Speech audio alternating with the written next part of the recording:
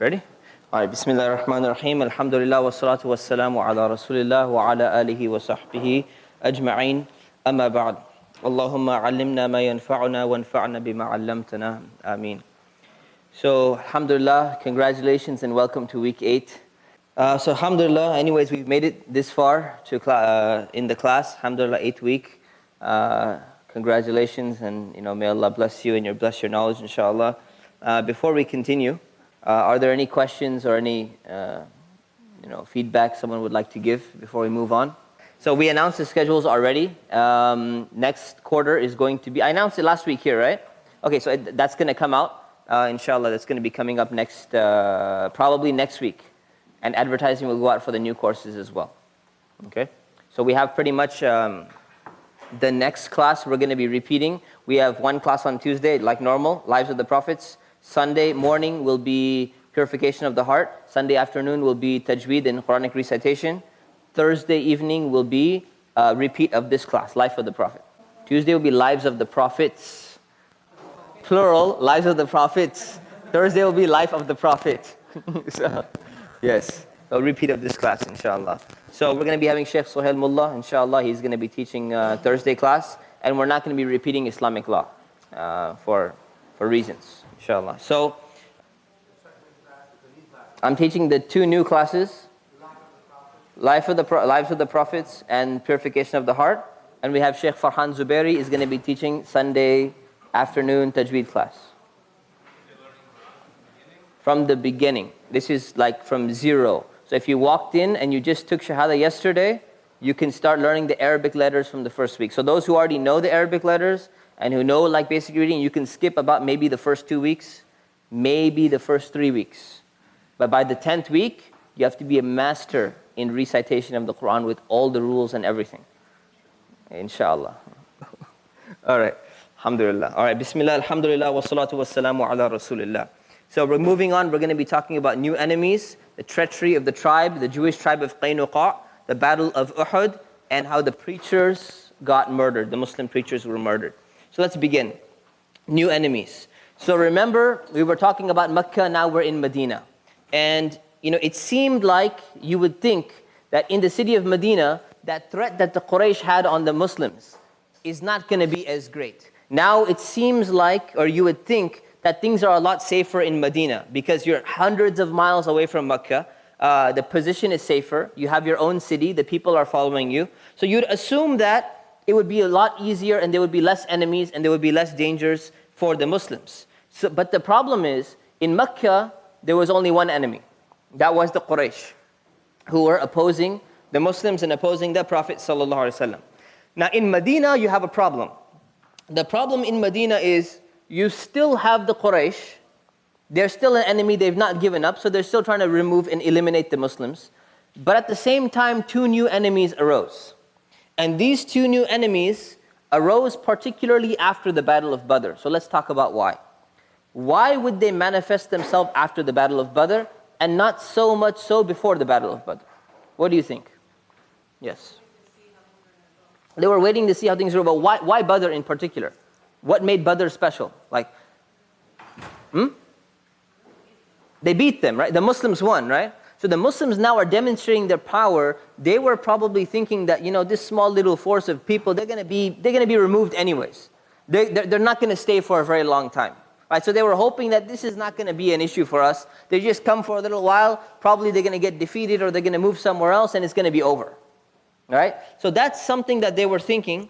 And now that they realize the Muslims are here, the Muslims defeated the Quraysh, means that they're a major power in the region now. And they happen to be in our city. So we need to do something about it. So the first and probably the most dangerous of all of the enemies actually came from within Medina and within the Muslims. And how did that come? Well, let's take a look at how it happened. So first of all, we're going to talk about this group. First of all, there were still several Arabs in Medina who did not accept Islam. They did not accept Islam and they continued worshipping idols. So we said that, remember, almost every single household had a Muslim in it. That doesn't mean that every single household became Muslim. There's a difference between the two statements, right? So there were still people who were worshipping idols. Not that many, but there were quite a few. And what ended up happening is after the Battle of Badr, a lot of people started coming into Islam. But now we have to analyze why they're coming into Islam. So there were some people who stuck with their idol worship. One of the people who stuck with them very openly was a man by the name of Abdullah ibn Ubay, which I think we mentioned him before, right? So Abdullah ibn Ubay and his followers, even after the Battle of Badr, they continued to, worship idols, and they continued to not accept Islam. But that was up until the Battle of Badr.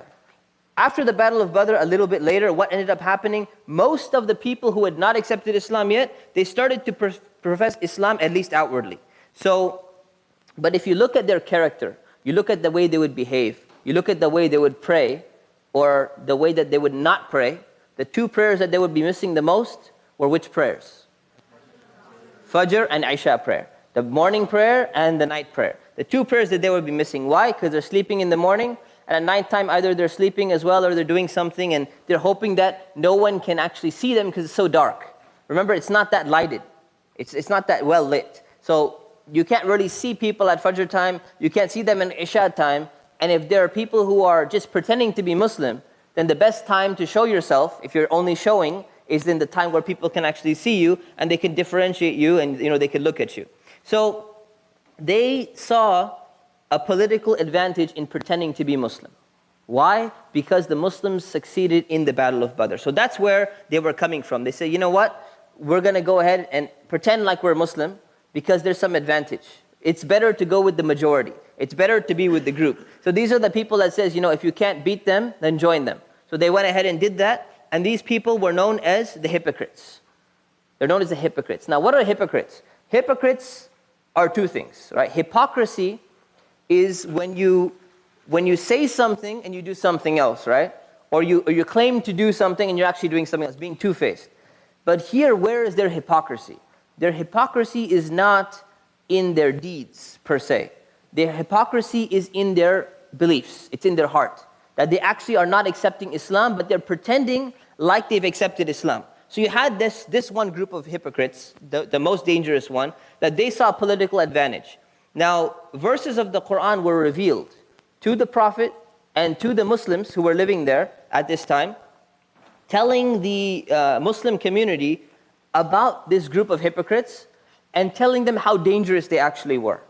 So many verses were revealed specifying there are groups of hypocrites amongst you, and they will say this, and they will do this to get underneath your skin, and they will try to get to you and all of that. Don't worry about them. Don't listen to them, and their punishment is going to be this in the hereafter, and their punishment is going to be this, and they're going to be held accountable for all of their deeds. But one of the interesting things is, the Prophet ﷺ never singled out any of the hypocrites, and he didn't call them out by name.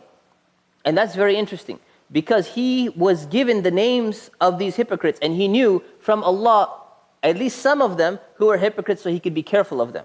But he never told the other Muslims, this man is a hypocrite in particular, or this man in particular is a hypocrite. Why is that?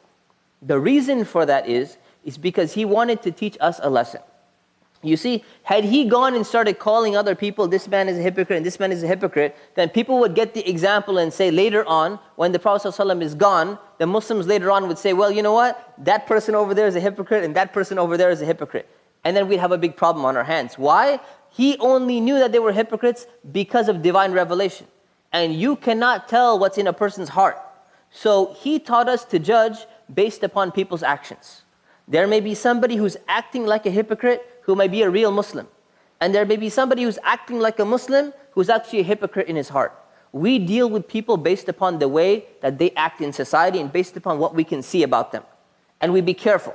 So if there's somebody who showed signs of hypocrisy, how did the Prophet ﷺ used to deal with them? If he didn't call them out, he would not appoint them in a position of leadership. He would not put them in a very strategic position where other Muslims would be hardened by that person. He would kind of isolate that person in the corner and make sure that they're not going to be able to affect the rest of the Muslims. So this was a very strategic move and a very important move. And these hypocrites, they used to conspire with the Quraysh as well at nighttime. You know, when they were in secret, they used to go and they used to talk with each other and say, these Muslims are this way and this way, even though side by side, the Muslims, they'd be praying with them during the daytime. So they were pretending in their belief the entire thing. So this is a major, major threat. And that shows you a big lesson, that the most dangerous threat that Muslims faced and will face at any point in time will be the ones within their own ranks. Will be the ones who are pretending or the ones who are wavering in their faith, and they're actually causing more harm to Islam from the inside. Because at least your enemy, you know who your enemy is, and they make themselves very clear to you. And at least you can stand with them face to face and you say, at least they're open about their position. The ones within, those are the ones who are the most dangerous and the ones who can cause the most damage. So that was one group of people. The second group of people who were a threat to the Muslim were the Jewish tribes that lived inside Medina and they lived outside Medina. So this is Medina. Some of them lived inside the city boundaries generally, and others lived around Medina, kind of around the city. Some of them lived a few hundred miles away. Some of them lived very, very close, just a few miles away. So these Jews we talked about were living in Arabia for centuries. Remember we talked about in the beginning, where did they migrate from? Okay, some migrated from Yemen. How did they get to Yemen? What are Jews doing in Arabia? From where? Where are they coming from? Where do Jews want to be right now today? Okay, Jerusalem, right? Same thing. So they were kicked out of there, so they migrated into different places and they started migrating to Arabia. So we talked about that, remember, in the beginning. So that might show up on your final exam, right? Just a hint. So they were kicked out. So there were Jews living in and around and surrounding different areas of Medina. Now these Jews, they used to live in very well-built fortresses. So remember, there are different types of cities. There are some cities which are, desert, markets, clay, mud houses and bricks and all of that, basic, primitive and all of that. And then the Jews, and there are some cities which are more fortified. Now the Jews, if you ever visited one of those like Crusader type castles, if you ever seen one of those, like, it's like a castle, it's a fortress inside, made of, proper bricks, really high. You have have a strategic advantage. There are towers, there are towers where you can, put archers in there and all of that. So most of the Jewish cities were very heavily fortified citadels. Why? Because they were the minority. And in order to protect themselves, they used to build these really nice fortresses to protect themselves because they were a minority amongst the Arab population. So the Jews, the Jews actually were the closest to the Muslims in terms of their faith, in terms of their beliefs. So you would expect actually that the Jews would be the first group of people to accept Islam, or at least to respect Islam, because look, they worshipped Allah, generally for the most part. They believed in all the prophets, Adam, Noah, Ibrahim, all of that, all the way up until Prophet Musa, up until Prophet Moses. So you would expect that they would be a little bit closer. Now what did the Quran do? How did the Muslims treat the Jews in Medina at that time? Verses of the Quran were being revealed that referred to them and the Christians as people of the book. And that's an honorable title that they're being given. Because they believe in a previous scripture that was revealed, even though it may not have been in the same shape and form that it was originally revealed in, they got the title people of the book as a respectful epithet that's showing them that they're people who also believe in some type of revelation, since it originated from Allah. Now, when the Prophet ﷺ actually migrated to Medina, before the Battle of Badr, he actually called the Jews and he made a treaty with the tribes among the Jews in and around Arabia to make sure that the relationship is clearly defined. Now why would he do this? He would do this because he's getting the leadership of the city of Medina. And if they're living inside and around Medina, then what's going to happen? It means that if you're the leader of this main area, you have to have some kind of relationship with the people inside and around you who are not Muslim or who are not Arab at that point in time. So he made a treaty with these Jewish tribes in an agreement to clearly define how should we relate to one another. So there's a lot of points in this agreement or in this treaty. Among the main elements were a few things. Number one is that the Muslims and the Jews were free to practice their own religion. Meaning the Jews would not be forced to accept Islam. They do not have to give up and break their temples or their, wherever they're worshiping. They don't have to remove whatever they're doing. And number two, they would mutually support one another in case a foreign enemy attacked the city. Now this is very important because the Jews who are living inside and the Jews who are living right next to Medina, it's in their own best interest to support as well. So they're making an agreement and saying if anyone comes and attacks the city, or anyone puts the city of Medina in danger, all of us are going to unite together because it's our homeland. Right? We're going to fight together. So this was something that was agreed upon. And number 3, no treaty would be made with the Quraysh against the Muslims. The Jews do not have the freedom to enter into a treaty with the Quraysh. Why? Because they're the ones who are trying to exterminate Medina. You can't sign a treaty with your enemies here and then a treaty with the Muslims here. It wouldn't make sense because the Quraysh would simply say what? Go and attack them now. And then you have a problem. So obviously that's not going to work. So this was the situation among the Jews at this point in time. Now some of the Jews has accepted Islam as well. Some of them accepted Islam. One of the leading rabbis of Medina, who was very prominent, Abdullah ibn Salam was his name. He believed that the Messenger of Allah sallallahu alaihi wasallam was the one who was mentioned in the Torah in particular. Now exactly which verse was he looking at? We can't be sure. But it's likely that it could have been Deuteronomy 18:18, or it could have been one of the other ones that he had in his copy of the Torah, which was very clearly pointed to the prophet as being a true prophet. Right, so it's very, very likely that among these verses, he knew that this was a true prophet. So when he accepted Islam, one of the interesting things happened is that, it's not in the book, but I'll give you the story. So Abdullah ibn Salam, he accepted Islam, and he went to the Prophet ﷺ, and he said, look, I've accepted Islam, and I'm one of the leading rabbis. But I'm telling you, I know my own people. If I tell them that I've accepted Islam, they're going to disavow me and they're going to talk so many bad things about me, and you'll think that I'm some random, some random Jew from the city or something like that, but I'm not. So he says, what I'm going to do is I'm going to hide, and you call in the top rabbis from that area and you ask them about me. What do you think about me? So he said, okay, fine. So he called in the major rabbis, and Abdullah ibn Salam is hiding in the back. They can't see him. This is, welcome. What do you know about this guy? I'm interested in knowing about this guy, Abdullah ibn Salam. Oh, he's one of the greatest people we have. He's such an amazing rabbi, and he's so knowledgeable, and he's one of the best people we have in our community. And he said, what would I tell you if he accepted Islam? He would never accept Islam. He would never do something like that. So then he said, Abdullah, come out. Abdullah comes out and says, Ashhadu an la ilaha illallah. I believe that Allah is one and that Muhammad is the messenger of Allah. Immediately they started cursing him and getting mad at him. Say, this guy, we don't know this guy. He has the worst lineage amongst us. He has no respect, no reputation. Immediately everything changed. So he knew that, that's the way his people would treat him. But in reality, he had a very, very high position. The moment he accepted Islam, his position was completely gone. He was completely finished. And unfortunately, that's what happens to some people. And today there are some people who are actually afraid. In fact, I've actually talked to and heard many cases about some pastors, some priests who are actually afraid of entering into Islam because they say, you know what? My entire livelihood, everything that I've worked for, is all going to be thrown out the door. People are going to hate me. They're going to despise me. They're going to do this. I'm going to be thrown out. What am I supposed to do? And that's one of the things that's holding them back. It shouldn't hold them back, but that's one of the things at least we can understand where they're coming from that's holding them back from accepting Islam. What will their people think? What will all of the family and everyone that they hold dear, what will they think? So anyways, he was insulted by members of his own community. Now here was the problem is that why did the Jews have a problem with Islam? Right? Many of the Jews, they looked down upon the Prophet ﷺ because of their ancestral pride. See, this was the issue. The issue comes, one of the main issues that they had was that the Jews, or the Bani Israel, the children of Israel, their lineage comes back from Prophet Ishaq, who is one of the children of Prophet Ibrahim, Isaac. But the Prophet, ﷺ, his lineage comes back from Prophet Ismail, who is the other son of Prophet Ibrahim.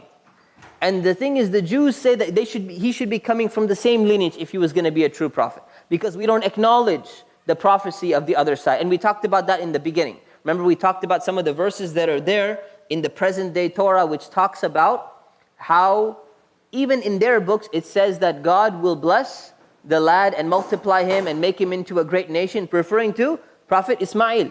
So it's mentioned there as well, but then they added some other verses somewhere along the line, and they started saying that he's an illegitimate child. because he was married to supposedly a slave, which we don't accept that in narrative. So he was married to a slave, he's an illegitimate child, therefore nothing good can come out of him. So this was a problem because of the lineage of the Prophet ﷺ. Now here's the thing. The pagan Arabs, this is not to say that the Jews were all about racial superiority and the Arabs were equal opportunity people, mashallah. And they were, no. The Arabs were just as racist as the Jews were. You have to understand that. But there's a difference, right? There's a difference. The difference was that the Jews were closer. So you would think that they would at least have a divine mandate to overcome the ancestral, pride that they had. Whereas the Arabs, they just had it in them. They're just plain racists. There was nothing else you can do about it, right? So you would figure that Islam came to remove all of these man-made notions of superiority. That it's not about what lineage you come from. It's not about what color your skin is or all that. It's all about whether you're following what Allah subhanahu wa ta'ala has revealed or you're not. So in a way, this is a beautiful quote that I really like.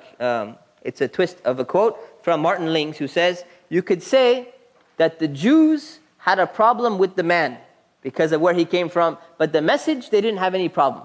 And the Arabs had the exact opposite problem. They loved the Prophet. They loved him as a person. They had no issue with him.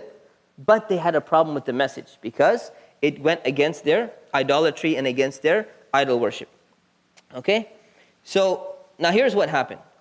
The Prophet ﷺ, he continued to behave well, treat the Jews with respect as much as possible. In fact, a revelation later came that the Muslims are allowed to eat the meat that is slaughtered by the people of the book and even intermarry with them. People of the book meaning Jews and Christians. So meaning that if they're slaughtering their meat in a certain way, Muslims are allowed to even eat that meat. But when it comes to the pagans, they're not allowed to eat their meat. They're allowed to marry women who are coming from the people of the book, but they're not allowed to marry pagan women. This is a sign of respect, actually. The fact that you can participate in a meal with them is a really big thing. We're willing to accept your kosher standards. That's a big thing because it doesn't always work the other way around, right? So this was a great sign of respect, that meaning that their religious practices, because they originated from Allah and they had some remnants still that have originated from Allah, it's okay. We can accept that. So that was a sign of respect for them. Another way the Prophet ﷺ paid respect is whenever a Jewish man's funeral, a dead body from a Jewish man, he was passing by, the Prophet ﷺ used to stand up out of respect. So imagine if he's sitting down and someone is carrying the dead body prepared and wrapped, the corpse of a Jewish man even, he would stand up out of respect and the companions would look at him and say, Prophet, that's a Jew, it's not a Muslim. He says, I know, that's the whole point. I'm standing up out of respect because he's still one of the people of the book. Right? So this was an interesting thing. This shows you that there's respect. Right? Then you would expect that all of these different signs of respect that the Muslims were showing to the Jews, you would expect that they would also reciprocate. And they would also have good amiable relations and everything with the Muslims. But actually, it was the opposite. And it became really bad actually. So many Jews, they would pass by the Muslims and they would say, Assalamu alaikum. Now, if you've never heard that before, a lot of people won't catch it. Because a lot of people, they come and say, Assalamu alaikum, Assalamu alaikum, Assalamu alaikum. And then you don't know if they're saying Assalamu alaikum or Assalamu alaikum. There's a difference. So Assalamu alaikum means peace be upon you. And if you take out the la and you say Assalamu alaikum, it means death be upon you. So that's what they were going, and many of them would pass by and they would say, Assalamu alaikum. And then Aisha radiallahu anha, she was the wife of the Prophet ﷺ, she used to get really ticked off because of this. So whenever they would come and she would say, Assalamu alaikum, she would start yelling at them and cursing, no, the Sam on you, death on you, and may Allah curse you, and may Allah do this to you. So the Prophet ﷺ calmed her down. He said, just calm down, Aisha. That's not the way we respond. The way we respond is we say, wa alaikum. And on you. So if you said Assalamu alaikum on us, back to you. If you said Assalamu alaikum, back to you too. So you pick which one you want. Whatever it is, it goes back to you. So this is the way he taught her. He taught her how to respond, which shows you that in the midst of emotions, sometimes we get lost. And we get caught up and we start cursing people and doing all that. Look at the way of the Prophet ﷺ. Very smart. Talk about balance. SubhanAllah. What he could have done two things. He could have started going and say, yeah, let me start cursing them too. And curse you, and I hope Allah is going to destroy you, and start yelling and screaming and everything. The second option he could have done, Aisha, don't say that. It's going to look bad. Don't say anything. And just stay quiet. He didn't say that either, did he? No, he made it in such a way where they're getting either peace or they're getting death. Then they get one or the other. Very calm, very smooth, very slick, very smart way of responding. That's what's balance. Neither of being, scared and saying, no, don't say anything. Everything's going to be okay. They're going to look at us funny. And not the other way where you start going crazy on the person or something like that. That's balance. That's what the Prophet ﷺ was teaching. Right? So it's a good lesson for us, to learn. Now, see, the thing is, the hatred of some of the Jews living in Medina and around Medina was so bad. This is the worst part of it all. They used to go to the Quraysh and they used to go to the pagan Arabs in Medina, and they used to say, your religion is better than their religion. Now, if anyone said that, anyone else said that, it could be understandable. Okay, you like that better or whatever. But a person who's supposed to be only worshipping Allah, who has the 10 commandments, who is so strict on their monotheism, who does all these other things, to say, go to an idol worshipper and say, your religion is way better than theirs. That's pretty bad. So it shows you that there was, even in their own scripture, one of the greatest sins is taking graven images, right? Taking idols for worship. Carving idols and all of that. It's the greatest sins. And they go and they tell them, your religion is actually better than the Muslims' religion. So it shows you the hatred that some of them, or perhaps many of them, had in their hearts at that point in time. So things started getting bad, a little bit worse. It got bad and it got a little bit worse. So one of the things that made the Jews really, really upset, more than anything else perhaps, was when the Prophet ﷺ was in Mecca, he used to pray towards the Kaaba, but he used to pray in the direction of Jerusalem. So remember, we kind of talked about that. He prayed towards the Kaaba, but he prayed in the direction of Jerusalem as well. Which is which direction, by the way? North, south, east, or west? North, okay? North, to Jerusalem. So during that time, when the Prophet ﷺ migrated to Medina, then they had to choose only one. You can't pray in both directions anymore. You're either going to pray in the direction of Mecca, which is south, or you're going to pray north in the direction of Jerusalem. Now here's the thing, which one should they do? You can't do both. So in the beginning, the Prophet ﷺ chose, or from Revelation, was chosen that you're supposed to face the direction of Jerusalem. You face in the direction of Jerusalem, so all the Muslims were praying in the direction of Jerusalem north. So when the Jews saw that, they were very happy. Because for them, this is great. See, they're following us, so they feel like you're kind of in control. They're doing what we're doing, and they're going to be eating our meat on top of that. And that's great, man. See, it shows you that, they're still under our control.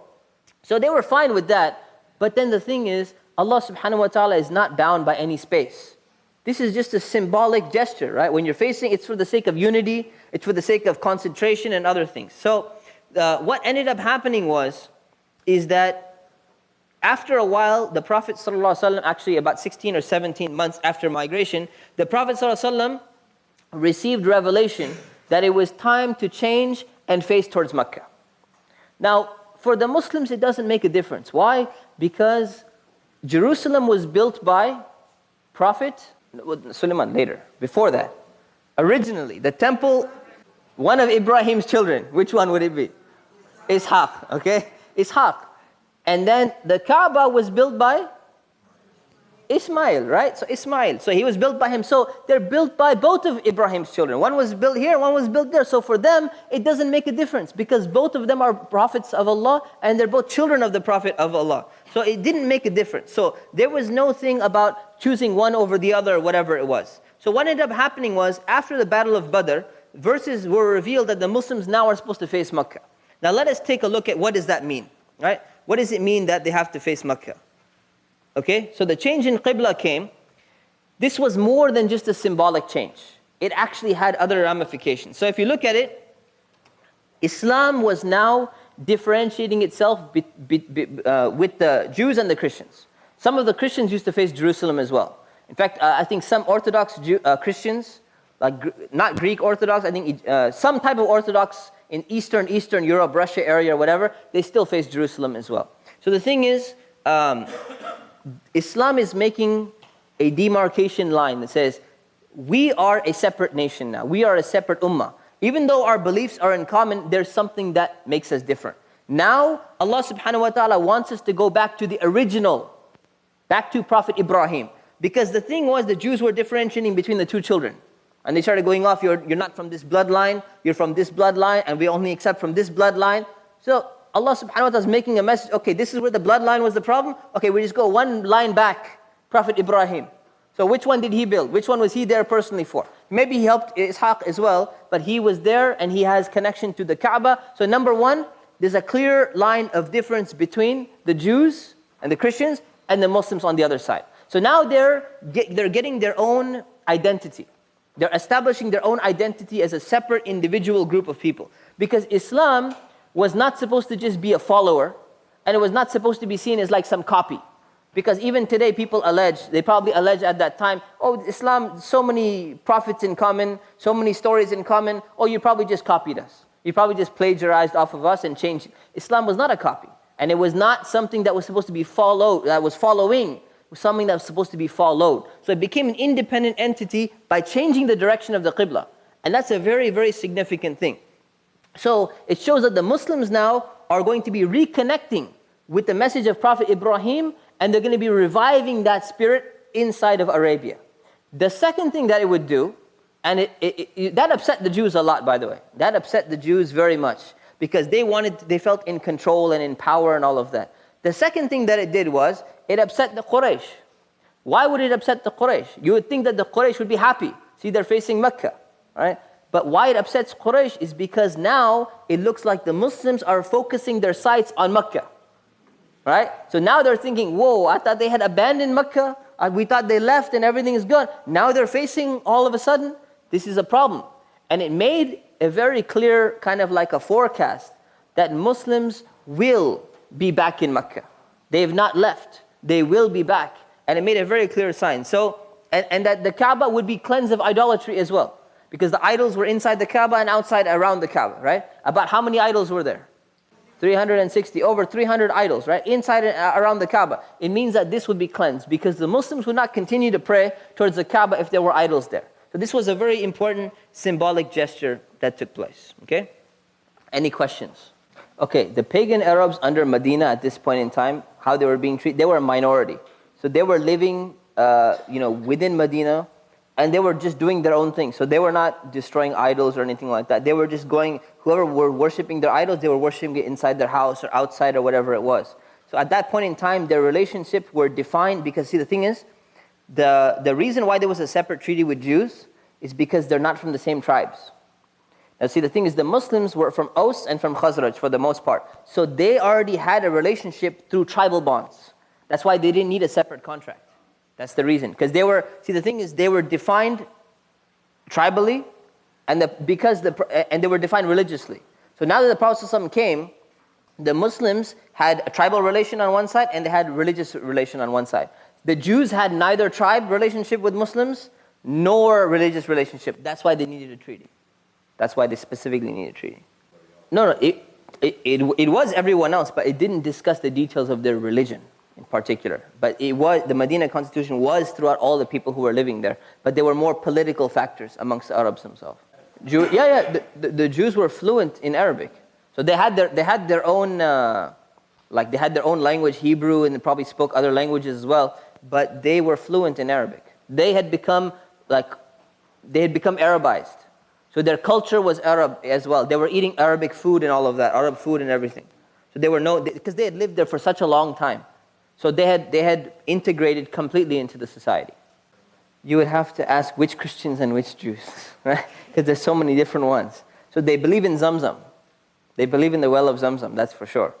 Which location they give it, it's tough to tell. There's so many differences of opinions. There's like 5 or 6 different opinions they have where Zamzam well was. But they definitely believe in Zamzam well, which is right next to the Kaaba, obviously. So how much they believe in the Kaaba, they believe in some building and all that. Even some movies made by Christian missionaries. It comes on like these, private TV channels, cable channels and all of that.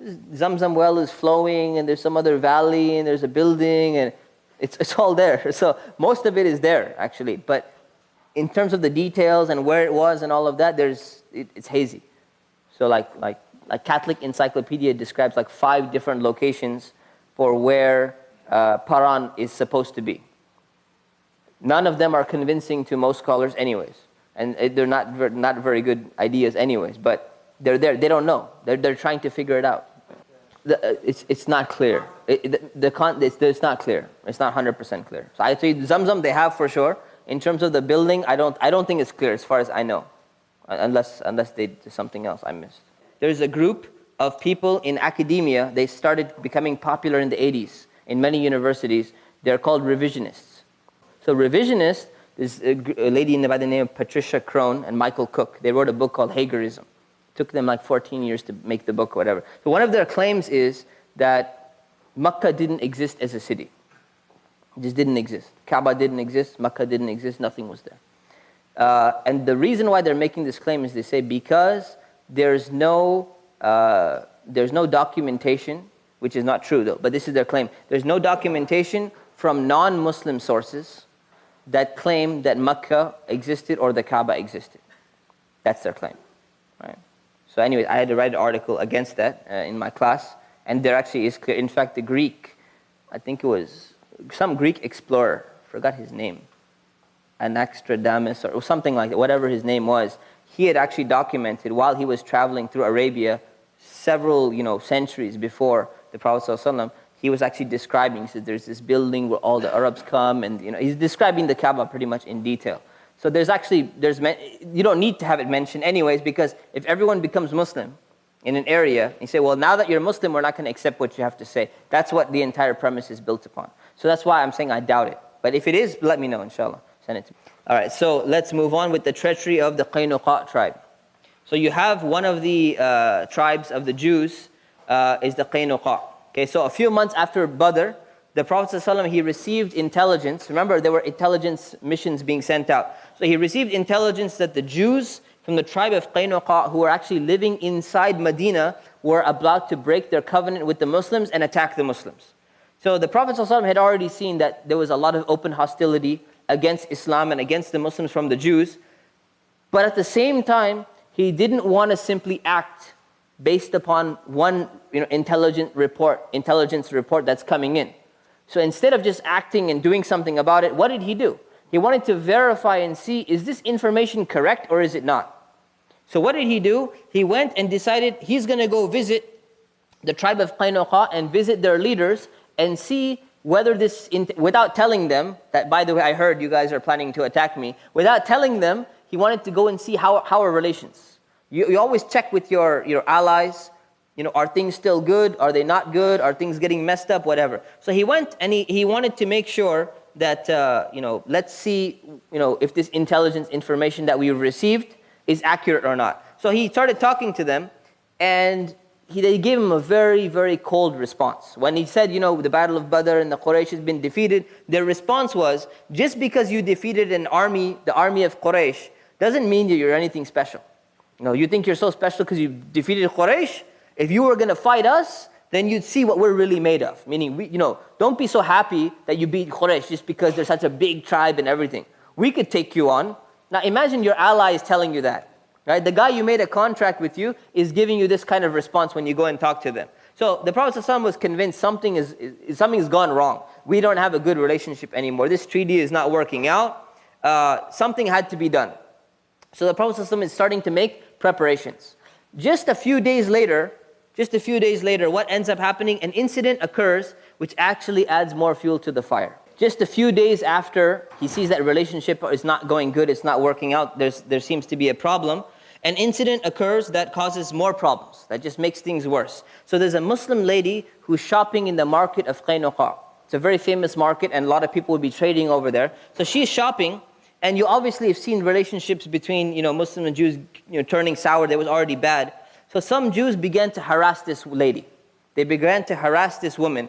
The details of what actually happened was she went to go and get some jewelry fitted and all of that. She was sitting down, and one person made it so that he played a trick on her so that her private parts were actually revealed. Her dress was pulled up. So really, really, shameful thing that took place. So when this happened, she started crying out for help. So what ended up happening, one Muslim was there in the market and he came to help. And you see the tensions were already a little bit bad. So he came and helped and they got into a fight. So they got into a fight and the man ended up killing one of the Jews who had done this thing. So he ended up killing one man and then other people jumped on him, grouped up, and they killed him. So you're left with one dead Jew and you're left with one dead Muslim. Now, this is not the end of the incident. This is what happened. One of the points in the treaty between the Jews and the Muslims was that because the Prophet ﷺ is head of state, if there was any matter that required a judge to be present or required, what do you call it? Adjudication? What's the right term? Arbitration, right? That required arbitration. What would happen? They have to refer to the Prophet for that arbitration, since he's the ruler. That's what should be done when there's an incident between a Jew or a Muslim that crosses the board. If it happens amongst the Jews, they can go and deal with the thing themselves. If they need a second opinion, they can go to the Prophet. So this was all in the contract. So what ended up happening, that this is what they were supposed to do. Instead of going to the Prophet, or instead of trying to solve this issue or something, they started preparing for war. So they started getting their armor, they started getting their weapons and getting their swords and everything ready.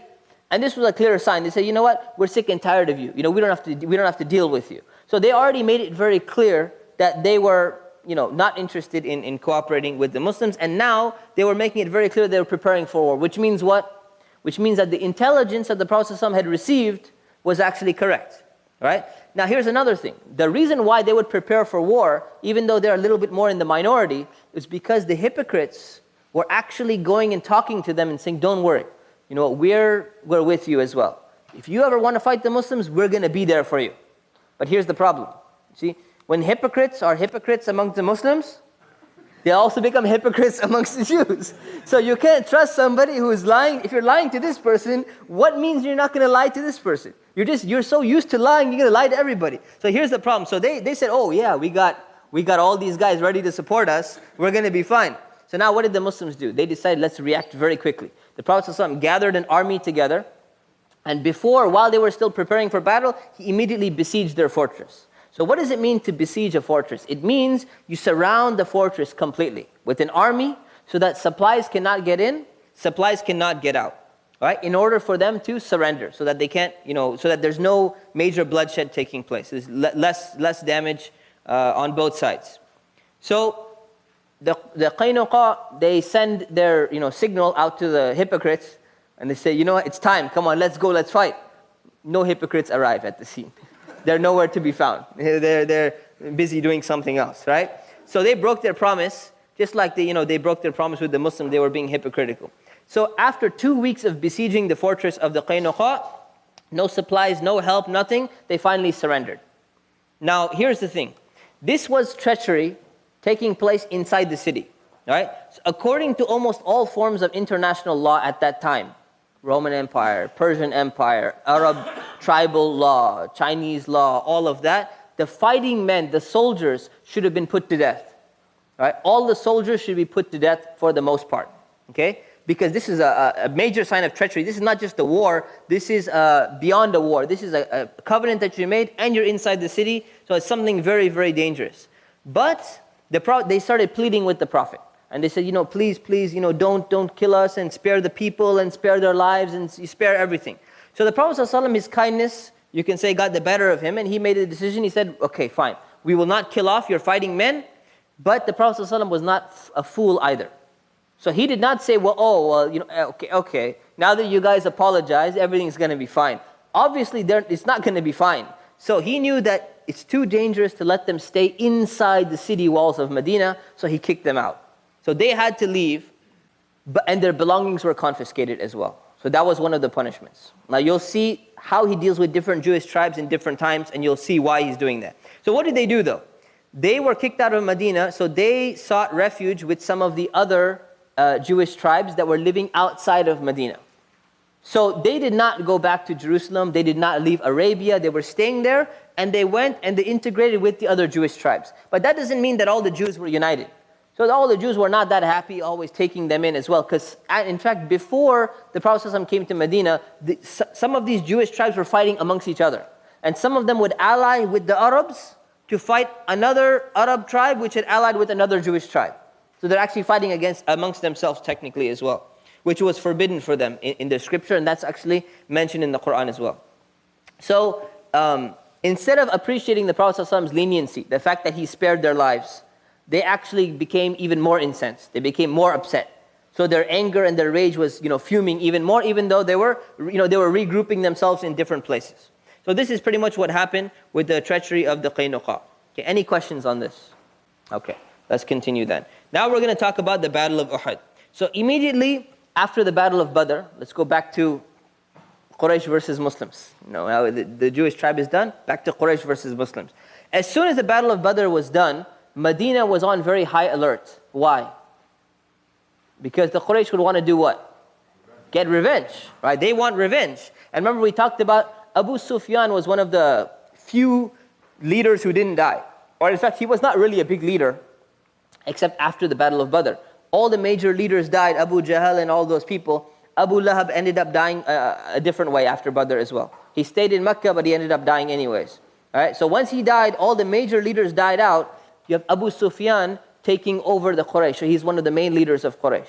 So what ends up happening is that he made this promise and he said, you know what, I'm not going to bathe, and I'm going to, we're going to vow revenge, and we're going to, do something, and we're going to, deal with the Muslims somehow. So they made a pact, and the Muslims, they knew that the Quraysh are going to attack again. So they were very, very careful. They were very, very cautious. So Abu Sufyan, he needs to show, since he's the leader, he needs to show people that, look, I'm going to get revenge immediately. We're not going to delay this. We're not going to wait. We're going to go immediately. Everyone in Mecca is upset. The Quraysh are really upset that they were defeated by the Muslims. So what does he do? He comes up with this childish idea. He gets 200 soldiers together, okay, which is, almost the size of the Muslim army at Badr, pretty large number. And he goes down to Medina, and in front of Medina, before the city, he goes and he attacks some of the farms, and he starts burning some of the farms that belong to the Muslims. So he starts burning the farms, and that's it, he runs away. Because the Muslims come out after him, they start chasing him, and he runs away. And while he's running away, they're running away so fast that all of the supplies that they had with them, they started dropping it, just so that they could get rid of the excess weight, so that they could run away really fast. So when they got back to Mecca, they started celebrating. See, we got revenge. Burning a few farms outside without even going up into Medina. This was their form of revenge. And this battle became known as, it wasn't a battle, but it's still documented as a battle, because there was chasing going on and all of that. It's known as the Battle of Sawiq. Sawiq, because the stuff that they dropped was called sawiq. It was like barley, mixture of cereal, like a good meal. So they started dropping all of that, grain and food stuff on the floor. That became known as the Battle of the Grain. So they, captured all of the grain that they threw off of their horses and all of that, or camels or whatever it was. So they fled back to Medina. They dumped the food and they made it back. So the Quraysh thought that, they gained some, self-respect by doing this little act or something like that. And the Muslims thought, maybe by this little incident or something, maybe they're going to stop trying to get revenge. Maybe they're not going to attack us. So they're waiting a while. Maybe there's room for peace. Maybe they're willing to, settle the score, or maybe, not take revenge and just let's settle our differences. But what ended up happening months later, in the month of Shawwal, in the third year, AH, what does AH stand for? After Hijrah, after migration. The Prophet ﷺ received intelligence that 3,000 soldiers were on their way to attack Medina. So 3,000, remember last time it was 1,000. This is 3,000 well-armed, well-equipped soldiers. And in fact, the Prophet ﷺ has very little time to act. They're already on their way. So he got the intelligence late. Not only when they were preparing, once they'd already set out and they're on their way, he receives this intelligence from his military commanders or whatever it was. Now the Quraysh, they've been preparing for war for the entire year, since Badr. So what have they been doing? All that caravan wealth that people say, they were oppressing harassing the caravans of the Quraysh and all that wealth was invested into this army. Right, was invested into the war. The poets of Mecca, for the entire year, they were rousing the people with propaganda and getting them riled up against the Muslims. See, in order to finance a war, you need money and you need propaganda. Right? It hasn't changed. It hasn't changed today. So the same thing. They had propaganda through their poetry, against the Muslims, and look how what they did to your family, and look how they killed this person, and look how what they've done. And the money was coming in from the caravan, so they were getting supplies, they were getting armor, they were getting all of these things. So there wasn't much time for the Muslims to prepare. So what were they doing? The Prophet ﷺ assembled an army of 1,000 soldiers. Where are we? The Prophet ﷺ assembled an army of 1,000 soldiers, and he consulted his companions. Remember in the Battle of Badr, he consulted his companions and they said, let's move to the well so we can flood the wells and we can take the water ourselves and we can, stop them from getting the water from the wells. So now he consults his companions again. We have two options. Should we stay inside Medina and fortify it and fight from inside the city, which is a much better defensive strategy, or we can go out and we can meet them, on a battlefield somewhere before they arrive. We have two options here. Now the Prophet ﷺ, he wanted to stay inside Medina. This was his choice. He said, it's better if we defend Medina. This is my opinion, but I would like to know what you guys have to say. Abdullah ibn Ubay, who we're going to find out later is one of the leaders of the hypocrites here, he also wanted to stay inside Medina. Now, why would he want to stay in Medina? Less danger, man. Less danger, the better, right? We can go and hide in the back of the city or something like that when the army comes. So he wanted to stay as well. Now, many of these young Muslims, right, they wanted to go out. They said, no, we're going to go out and we're going to fight them. Why were they so eager to go out and fight? It's because a lot of them, remember, how many companions in the Battle of Badr? 300. How many companions now? About 1,000, right? About 1,000. Counting outside the hypocrites, we're going to look into it. But that means a lot of them didn't participate in the Battle of Badr. And the Battle of Badr was such a great thing. People got such an honor of participating in the Battle of Badr. Now they want to have this honor too. It's like, let's go. We're going to go out. Because Battle of Badr was outside, we're going to go out too, and we're going to go outside and we're going to face them. So they were very zealous and they wanted to go. Even though the Prophet ﷺ himself didn't want to go, he gave in to them. And he said, okay, fine, let's go.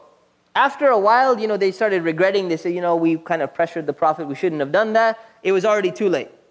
It was already too late. They already set out and the Prophet ﷺ said, we're going. Once we've made the decision, we're going to stick with the decision. So he gave in to their zeal and they went to Mount Uhud, which is about 2 miles away from Medina, where they could meet the enemy over there. The enemy would be coming in that direction and they could meet over there.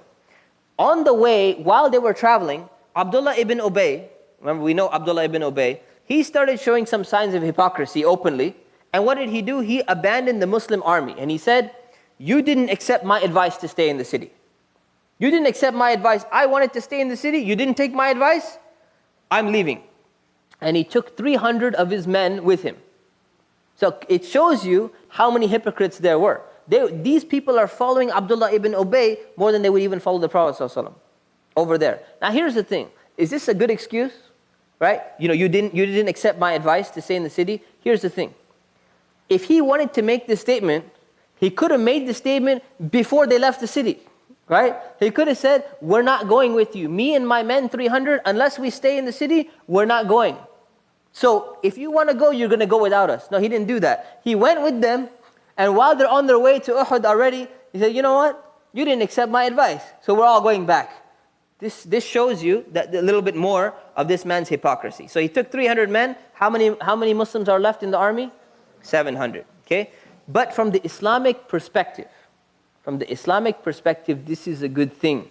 This is not something where you say, oh, we've lost 300 soldiers and there's 3,000 we're going to be fighting against. This was purifying the army of hypocrites. You don't need hypocrites in your army. You don't need weak people who are going to pretend like, yeah, I'm going to be on the front line. And then they're all like this. And then when the battle starts, they're all of a sudden, there's no front line because they all left. That's even more problematic. So it's a really good lesson. You don't need people who are claiming that I'm going to do this, I'm going to do that, and then they don't deliver anything. That's actually better if you don't have them, because they can actually hinder your progress and they can cause more problems. So once they got there, okay, when the army arrived at Uhud, the Prophet ﷺ, he looked at the battlefield and he started surveying and he saw a mountain pass and he saw some hills.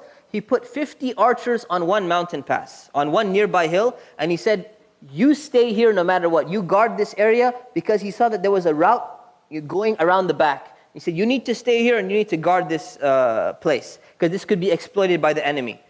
The battle began, basically. The battle began, it started with a small duel, like normal, and the Muslims were outnumbered again for the second time. So last time it was 300 versus 1,000. Now it's 700 versus 3,000, okay? So the Muslims are outnumbered, but by the help of Allah, they actually began to overcome the Quraysh. They were actually defeating them. In fact, the Quraysh, the battle flag of the Quraysh actually fell down, which means that they're pretty much defeated. They started retreating, okay? So while they were retreating, the Muslim soldiers started to run after them. So just think about this, You got the Muslim army, you got the Quraysh. They're fighting here, okay? You got some archers over here. While they're fighting, they realize the Quraysh are losing. So they're running away. The Muslims are pursuing them here. Archers are still here. So what ends up happening is that the archers were the ones who were sitting on top of the mountain. And their understanding was this battle is over. So they said this battle is over.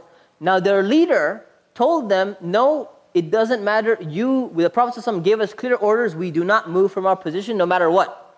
And some of them just were thinking, you know what? See, here's the problem.